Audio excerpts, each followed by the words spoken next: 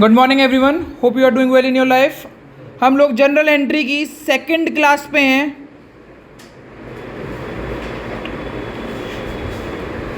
और इसके अंदर हम लोग पढ़ेंगे आज कंपाउंड एंट्री क्या होती है,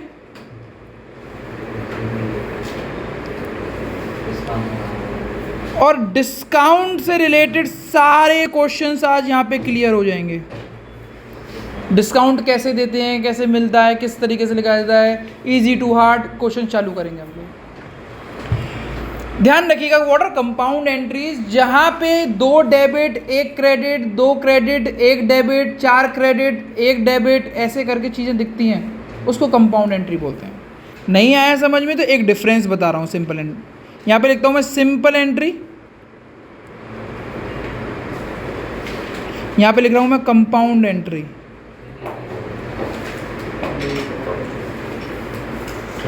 पहला, सैलरी पेड 20,000, रेंट पेड 10,000, और ये दोनों ही जब पे किए गए हैं तो एक डेट पे ही पे करेंगे। वो तारीख का नाम बोल देते हैं 1 अप्रैल। कौन सी तारीख है वो? 1 अप्रैल। तो आप 1 अप्रैल ऐसे लिखेंगे सिंपल में, और लिखेंगे salary account debit to cash account 20,000। 1 अप्रैल को दोबारा से आप एक और एंट्री लिखेंगे, rent account debit to cash account 10,000। Class first में मैंने आपको ये बता दिया था कि ये डेबिट क्यों हो रहा है, ये क्रेडिट क्यों हो रहा है, तो ये चीज़ मुझे पता होगी कि आपको आते होगा। बट कंपाउंड एंट्री आपका समय बचाती है और ये बोलती है कि भाई इतनी मेहनत मत करो, सेम डेट की अगर एंट्री है और एक ही जैसे नेचर की लग रही है तो उसको आप जोड़ सकते हो। चेक करो, यहाँ पे कैश क्रेडिट हुआ है और दूसरी एंट्री में भी कैश क्रेडिट हुआ है। यहाँ पे भी कैश क्या हुआ है? क्रेडिट। यहाँ पे भी कैश हुआ है क्रेडिट। तो इन दोनों को जोड़ के सीधे लिख दो टू कैश, कितने रुपए? 30,000 रुपये। किस वजह से डेबिट हुआ है? सैलरी की वजह से। दूसरा क्या वजह रही थी? रेंट। और दोनों ही सेम डेट के थे। अगर अलग डेट होगी तो कंपाउंड एंट्री नहीं हो सकती, सेम डेट थी। अब चेक करें, यहाँ पे कितना आ गया? 20,000, और यहाँ पे कितना आ गया? 10,000। तो यहाँ पे हमारी एक ही एंट्री जो एक साइड पे सिंपल थी, उसी को मैंने क्या बना दिया? कंपाउंड। कंपाउंड में समय बचता है, तो अगर आप चेक करें, यहाँ पे 2 ही थे, यहाँ पे 2 ही थे, यहाँ पे कितने हैं? 1 2 3, 2 थे, अब यहाँ पे कितने हैं? 1 2 3। अगर आप इस तरीके से एंट्री करते हो तो ज़्यादातर ठीक आएगा आपका आंसर और समय भी बचेगा। ध्यान रखिएगा कि जब ये एंट्रीज होती हैं तो सबसे इम्पोर्टेंट बात क्या है? Date should be same. Date अगर अलग हुई तो आपका आंसर गलत हो जाएगा। Date should be same. ठीक है, आज हम पढ़ने वाले हैं डिस्काउंट के बारे में। डिस्काउंट के बारे में हम पढ़ेंगे। डिस्काउंट के बारे में हम पता करते हैं। एक होता है डिस्काउंट रिसीव्ड,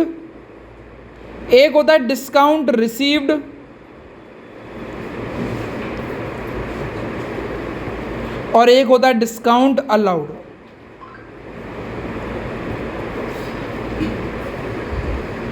डिस्काउंट रिसीव्ड ज़्यादातर क्या हमेशा परचेज के साथ आएगा या पेमेंट करते टाइम पे आएगा।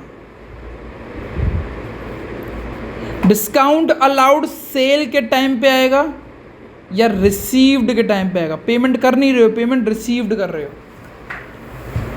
डिस्काउंट रिसीव्ड आपके लिए इनकम होती है, इसीलिए इसको हमेशा क्रेडिट किया जाएगा, और डिस्काउंट अलाउड आपके लिए एक्सपेंस होता है, इसीलिए हमेशा इसको डेबिट किया जाएगा। इस चीज़ को जैसे मैं बोल रहा हूँ वैसे लिखते हुए चलिएगा, कभी भी नोट्स में दिक्कतें नहीं आएंगी आपको। कभी भी नोट्स में दिक्कतें नहीं आएगी आपको। चलें आगे बढ़ें।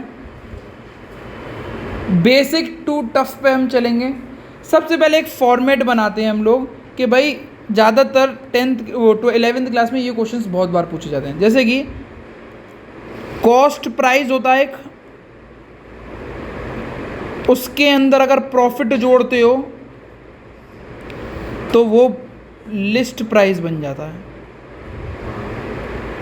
फिर लिस्ट प्राइस पे आप डिस्काउंट देते हो, उसको ट्रेड डिस्काउंट बोलते हैं। भैया ये डिस्काउंट के बारे में भी तो बताओ, मैंने कहा अभी थोड़ी देर में बताते हैं। ट्रेड डिस्काउंट में एरो बना रहा हूँ, हमेशा किस पे निकलेगा? लिस्ट प्राइस पे। ट्रेड डिस्काउंट को माइनस करने के बाद जो आंसर आता है उसको या तो परचेज बोलते हैं या सेल बोलते हैं। नेचर डिपेंड करता है क्वेश्चन ने परचेज करवाया है या सेल करवाया है। और सेल में अब माइनस करते हैं cash discount. Trade discount list पे निकलता है तो परचेज, वो कैश डिस्काउंट परचेज पे निकलता है, और जो आंसर आता है उसको बैलेंस बोलते हैं।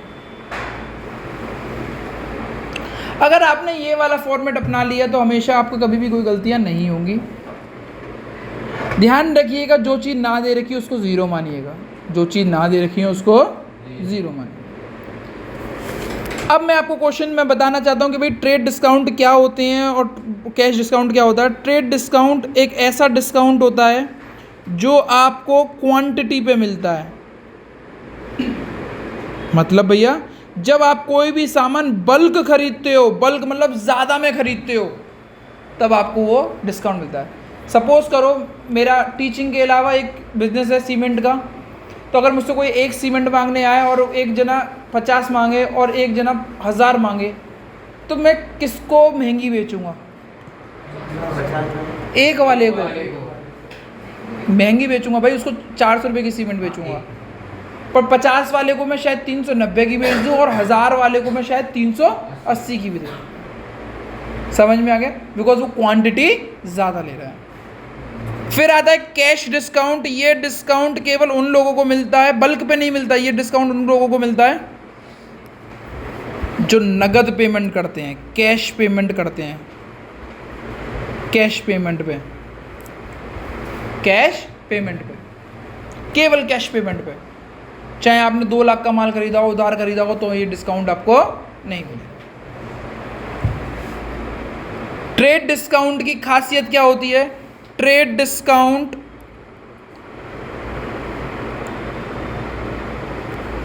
will be shown in the calculation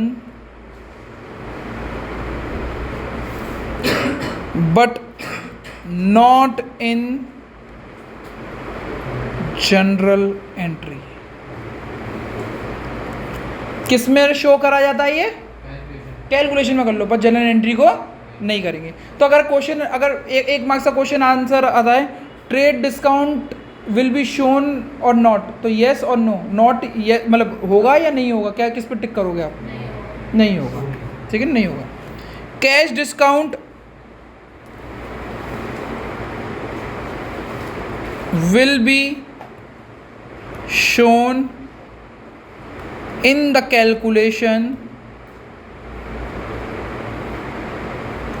and general entry, both दोनों में ही करा जाएगा, कैलकुलेशन और इसमें। अगर आप ये फॉर्मेट को अपना के चल रहे हो तो कभी भी कोई आंसर गलत नहीं होगा, कभी भी कोई आंसर गलत नहीं होगा। हम आज इस क्लास को यहीं पे, इसको ट्रेड डिस्काउंट तक पूरा आधा 1 घंटा लेके चले जाएंगे और आपको समझना पड़ेगा सारी चीज़ें। स्क्रीन पे पहला क्वेश्चन आ रहा है, ये लिख लिया आप लोगों ने? स्क्रीन पे पहला क्वेश्चन आ रहा है। उस पहले क्वेश्चन को अगर हम देखें तो सबसे पहले वाला क्वेश्चन बोलता है कि भाई goods sold to Ravi of rupees 10,000 at trade discount of 10%, और कुछ नहीं बोला गया। At trade discount 10%।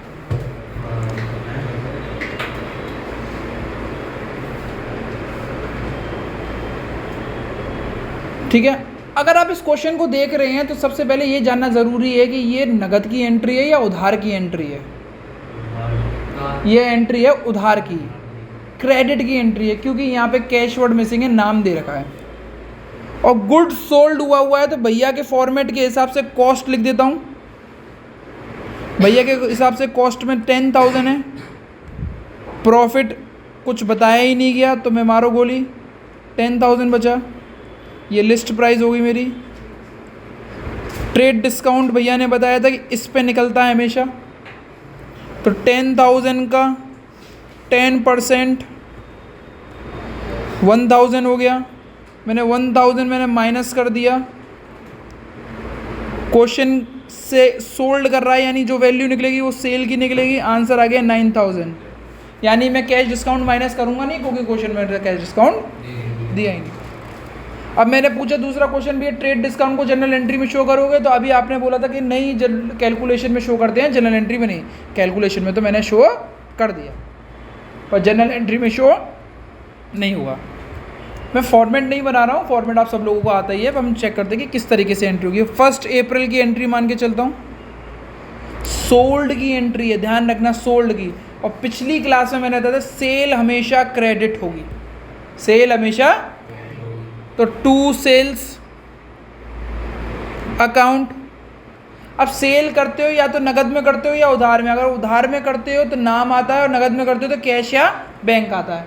अभी आपने साफ साफ बोला कि यहाँ पे कैश वर्ड मिसिंग है, तो ये उधार की एंट्री है। उधार की एंट्री है तो नाम आएगा, उधार वाला इंसान डेटर बन जाएगा। डेटर असेट होते हैं, असेट बढ़ जाते हैं तो डेबिट होते हैं। आई रिपीट, असेट है, डेटर बनेगा। सेल के केस में डेटर बनेगा। डेटर कौन होता है? हमारा असेट। असेट मेरे बढ़ गए या कम हो गए? डेटर बढ़ गए ना मेरे। और जब असेट बढ़ते हैं तो क्या होते हैं? डेबिट। रूल है एक, असेट बढ़ने पर डेबिट करते हैं। तो नाम को डेबिट कर दो, रवि। अगर आपको उसके आगे अकाउंट लगाना है तो अपॉस्ट्रोफी एस करके लगा सकते हो। Ravi's account debit to sale. कितने रुपए की? 9,000। 9,000। मैं नरेशन लिख देता हूँ, being good sold, being good sold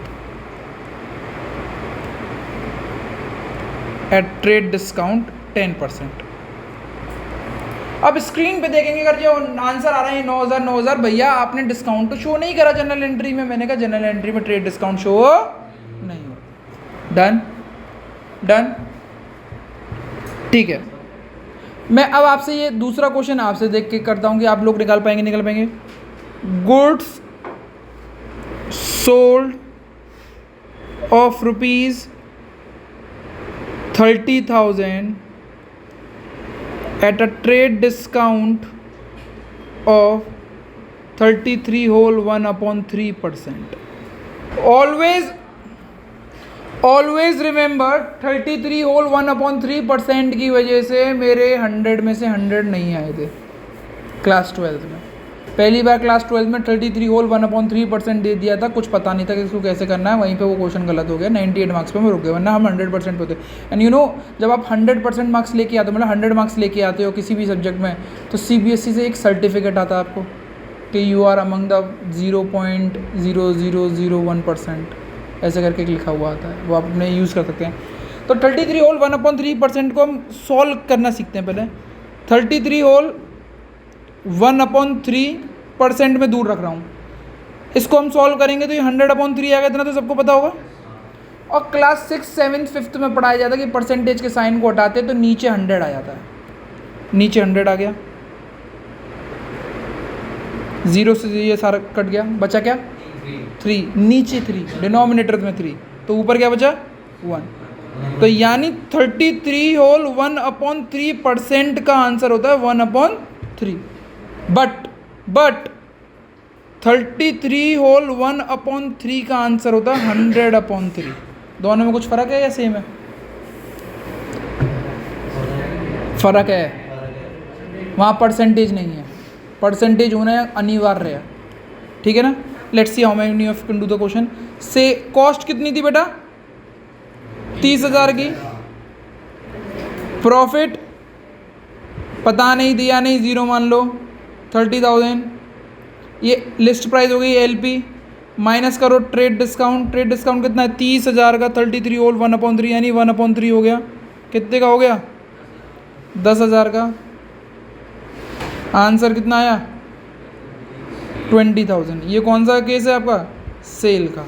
इस बार नगद का हुआ है तो cash account debit to sales account 20,000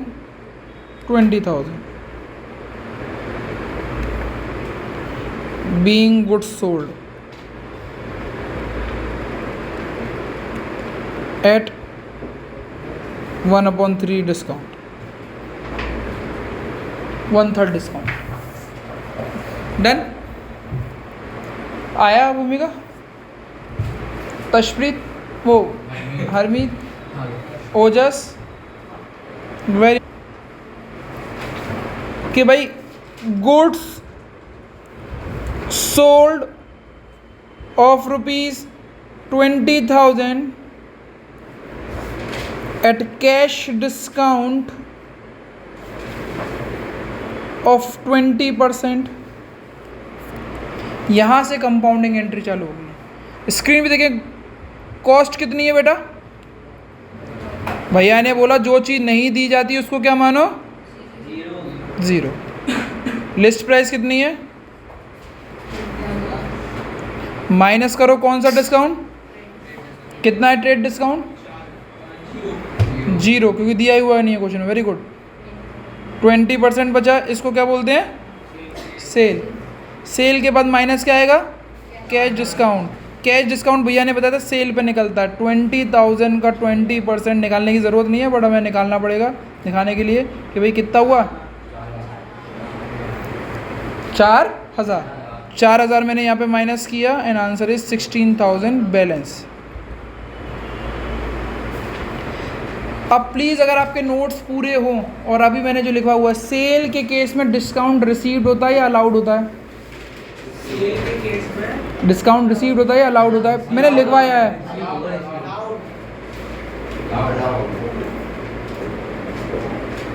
cell के केस में डिस्काउंट अलाउड, और डिस्काउंट अलाउड डेबिट होता है या क्रेडिट, डेबिट। और कैश डिस्काउंट शो होता है या नहीं होता, होता है। जनरल एंट्री में अगर हम चेक करेंगे तो ये नगद की सेल थी, तो इसकी एंट्री होगी cash account debit to sales. अभी 2 मिनट रुक जाना, टू सेल्स अकाउंट। सेल्स के आगे जितना लिखा हुआ है उतना लिख दो भाई, 20,000 लिखा है तो 20,000 लिख दो, कोई दिक्कत नहीं है। बैलेंस वाला वर्ड कैश में डालो। कौन सी साइड छोटी लग रही है अभी, डेबिट साइड। कौन सी साइड छोटी है, तो 4,000 मैंने यहाँ पे लिख दिया, और ये डेबिट के क्यों आएंगे, डिस्काउंट अलाउड, और डेबिट करा जाएगा।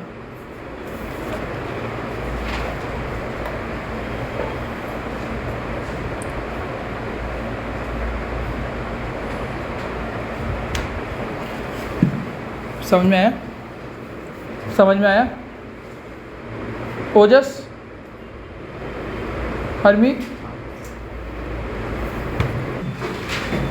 नेक्स्ट क्वेश्चन को देखें। अब मैं सेल की जगह पे परचेज ला रहा हूँ इसी कंडीशन में। Purchase goods of ₹10,000 at a cash discount of 25%। Please आप आंसर निकालें और जनरल एंट्री करें। काफ़ी बच्चों ने आंसर तो निकाल लिया पर जनरल एंट्री गलत कर दी। ध्यान रखना, परचेज आपके लिए एक्सपेंस होता है तो परचेज की एंट्री डेबिट होगी। नॉर्मल एंट्री परचेज की होती है purchase to cash, purchase to name, purchase to cash, purchase to name, अगर उधार में हुई है। अब अगर हम इस क्वेश्चन को देखें तो इसमें है था ही क्या, कॉस्ट 10 की थी, प्रॉफिट कुछ है ही नहीं है, लिस्ट प्राइस मेरा कितना आ गया, वेरी गुड, ट्रेड डिस्काउंट कुछ है ही नहीं है, कैश डिस्काउंट कितना बचा, वो ये परचेज आया 10,000, कैश डिस्काउंट मेरा 10, मैंने बोला कैश डिस्काउंट परचेज पे निकलता है या सेल पे, 10,000 का 25%। अच्छा, थैंक यू बताने के लिए। 2500 7500 इज एन आंसर बैलेंस। अब ये तो सब निकाल लेंगे बट आंसर पता होना चाहिए कि भाई जनरल एंट्री आती है नहीं आती। स्क्रीन पे देखें, अब परचेज के केस में जो डिस्काउंट होता है वो डिस्काउंट रिसीव्ड होता है और रिसीव्ड क्रेडिट होता है। तो इसकी जनरल एंट्री होगी purchase account debit to cash to discount received. Purchase के केस में जो लिखी हुई है वैल्यू वो लिख दो पूरी की पूरी 10,000। बैलेंस वाली एंट्री 7,500 की होती है और डिस्काउंट में कितना इजी था ये, कितना इजी था। चलिए आगे बढ़ते हैं। ये हो गया, क्लियर हो गया, आगे बढ़ें।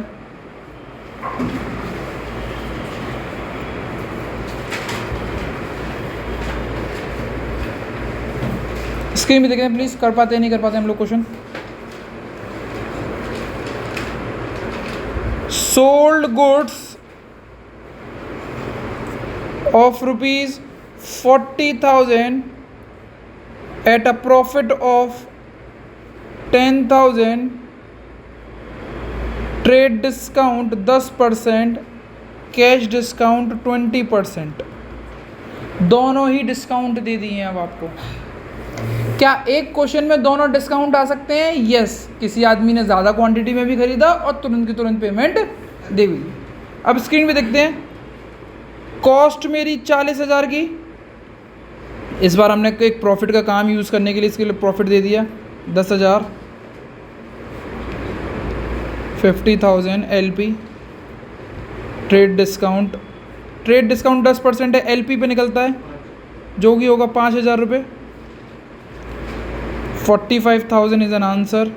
ये आपकी परचेज या सेल को बताएगा, मेरी सेल है, माइनस कैश डिस्काउंट करेंगे। कैश डिस्काउंट हमेशा सेल पे निकलता है। 45,000 का 20% विल गिव यू 9,000। 9,000 0 0 0 और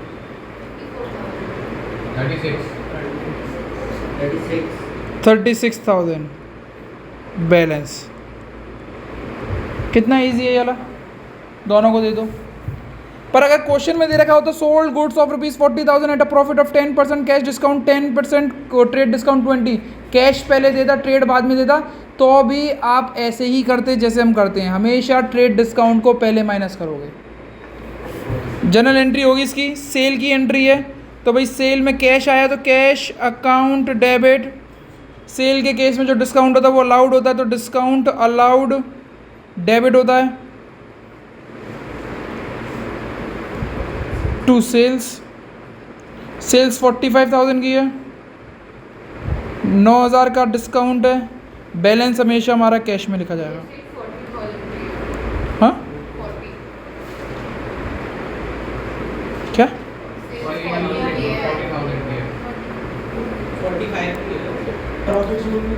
कैश अकाउंट डेबिट नहीं, प्रॉफिट शो नहीं होता। Cash account debit 36,000, discount allowed debit 9,000, to sales 45,000। ये क्वेश्चन था। मैं दूसरा क्वेश्चन दे रहा हूँ, चेक करता हूँ कि आप कितने कर पाएंगे, फिर 2 क्वेश्चन करेंगे और एंड कर देंगे इसको, ठीक है ना। ध्यान, अब ये वाला क्वेश्चन आप और करके देखें और ख़त्म करते हैं। Purchase goods of ₹30,000 at a profit of 5,000, cash discount 20%, trade discount 25%। Please आप इसको करके दिखाएं, स्क्रीन पे देखें please. Cost 30,000, profit 5,000, 35,000, trade discount 25%, which is 8,750. That is purchase minus cash discount 5,250. 21,000 is an answer. मैंने बोला था balance will always come in cash. Cash purchase की एंट्री में परचेज डेबिट होता है, कैश क्रेडिट होता है। Purchase account debit to cash. Purchase कितना है बेटा? 26250। जो वैल्यू हमेशा इधर लिखी जाएगी वही लिखेंगे। कैश कितना दिया आपने? 21,000। और डिस्काउंट कितना मिला आपको? 5250। भैया ये वाला डिस्काउंट क्यों नहीं दिखाया, बताएगा कोई? Trade discount, trade discount. बच्चों हो गया? हो गया। लास्ट टॉपिक डिस्काउंट, इसके बाद ख़त्म है, बिल्कुल कुछ नहीं बचेगा।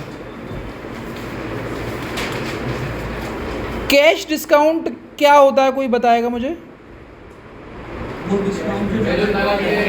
नकद पे जो दिया जाता है। और अगर मैंने आपसे बोला कि भाई 100 रुपये का सामान है और अगर आप इसको तुरंत पैसे देते हो तो डिस्काउंट मिलेगा, अदरवाइज डिस्काउंट नहीं मिलेगा।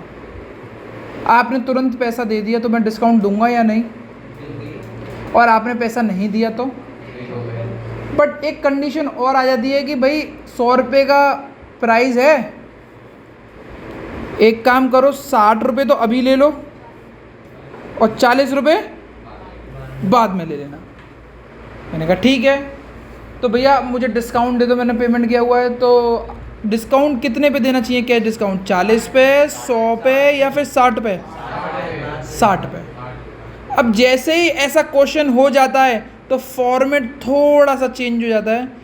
कॉस्ट में प्रॉफिट जोड़ते हैं, आंसर निकलता है लिस्ट प्राइस, उसमें ट्रेड डिस्काउंट माइनस करते हैं,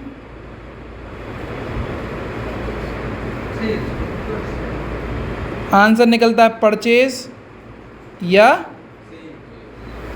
फिर ये डिवाइड हो जाता है दो जगह पे।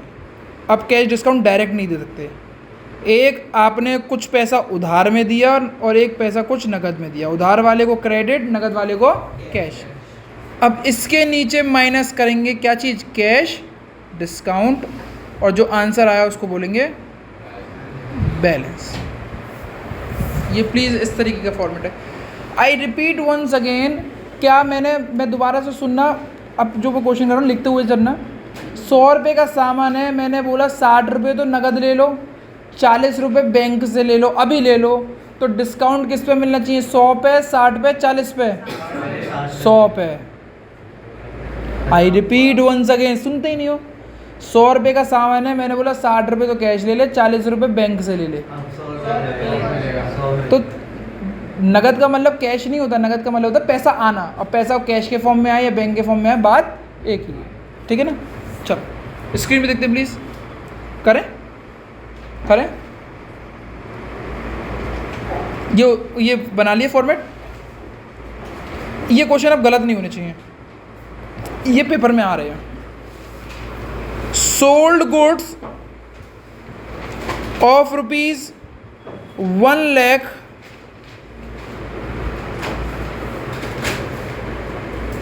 at a profit of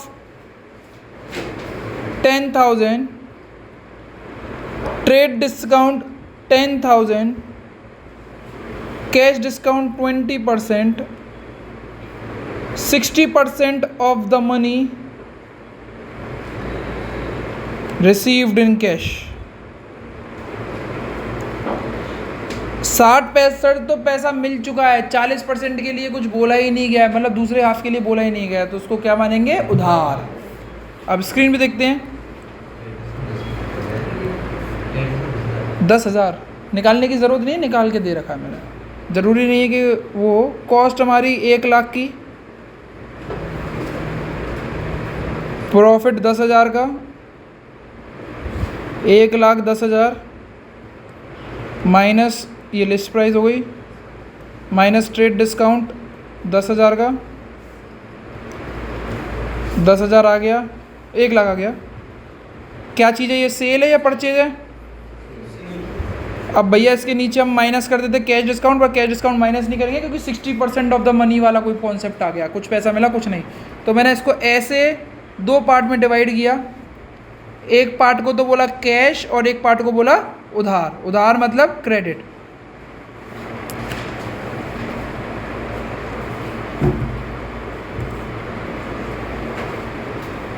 ठीक है, मैं आपसे पूछ रहा हूँ कि भाई कितना पैसा नगद मिल गया है मेरे को। 1 लाख का 60% निकालेंगे तो 60,000 रुपये मिल गए हैं नगद। 1 लाख में 60,000 नगद मिल गए तो 40,000 क्या है मेरे उधार। अब मुझे कैश डिस्काउंट किस पे देना चाहिए, नगद पे या उधार पे? नगद पे। नगद कितना है 60,000 का कितने % निकालना है मुझे? 20%, जो कि 12,000 आएगा। 48,000 इज इन बैलेंस। बट अब जनरल एंट्री टफ है इसकी। कैश सेल के केस में कैश डेबिट होगा तो जनरल एंट्री देखो, कैश अकाउंट डेबिट, बैलेंस वाला अमाउंट आएगा। ट्रेड डिस्काउंट दिखाते नहीं है, ट्रेड डिस्काउंट कैश डिस्काउंट दिखाते तो डिस्काउंट अकाउंट डेबिट। प्लीज़ जैसे मैं एंट्री करूँ प्लीज़ वैसे ही करना।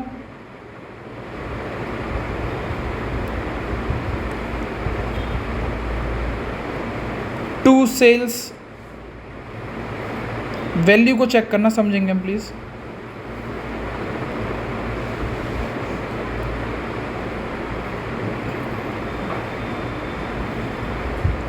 कैश हमेशा बैलेंस वाला आएगा। बैलेंस कितना है बेटा? 48,000, 12,000 डिस्काउंट। सेल मैंने ऊपर लिखा है कितने का है, 1 लाख। अगर स्क्रीन पे देखते हैं तो ये अभी भी मैच नहीं कर रहा है, कहीं ना कहीं कोई दिक्कत आ रखी है। तो जब कैश लेते हैं तो कैश का नाम आता है, और जो उधार लेते हैं तो उधार वाले का नाम आता है। तो यहाँ पे कुछ चीज़ सामान उधार बिका था नहीं बिका था, तो उसका नाम आएगा। सेल के केस में डेटर होते हैं या नाम आता है, यहाँ पे मैंने नाम मिसिंग कर दिया तो आप डेटर लिख सकते हो, debtor account debit, and the answer will be 40। Answer is 40। समझ में आ गया बेटा? समझ में आ गया? अब प्लीज क्वेश्चन को पढ़ें, लास्ट एंट्री है ये, फिर समझ में आ जाएगा। Purchase goods ₹50,000 at trade discount 20%, cash discount 10%, 70% of the money received through check, rest was credit from Rohit. अब स्क्रीन पे देखते हैं इसकी एंट्री किस तरीके से होगी। कॉस्ट 50,000 की, profit 0, 50,000 is a list price, 20% trade discount जो कि 10,000 आएगा। सॉरी, एक ज़ीरो ज़्यादा पड़ गया भाई। The answer is 40,000। भैया ने बोला था यहाँ पे आके परचेज और सेल पे कैश डिस्काउंट सीधे माइनस मत कर जाना। अगर कुछ ऐसे वर्ड्स दे रखे हैं 70% ऑफ द मनी रिसीव्ड और ये वो, तो इन लाइंस को पढ़ना इंपॉर्टेंट है। इस बार पैसा तो मिला 70%, पर कैश में ना मिल के किस में मिला? बैंक में। बैंक मिलना भी नगद होता है। तो अब यहाँ पे आप लिखोगे बैंक, और यहाँ पे क्या लिखोगे? उधार। ठीक है ना? 40,000 का 70% इज इन 28,000, और 12,000 मेरे क्या है? उधार। Cash discount 10% 2,800। The answer is 2500। General entry होगी purchase account debit to cash, ये तो नॉर्मल एंट्री होती है। अब इस नॉर्मल एंट्री के साथ डिस्काउंट भी आ गया,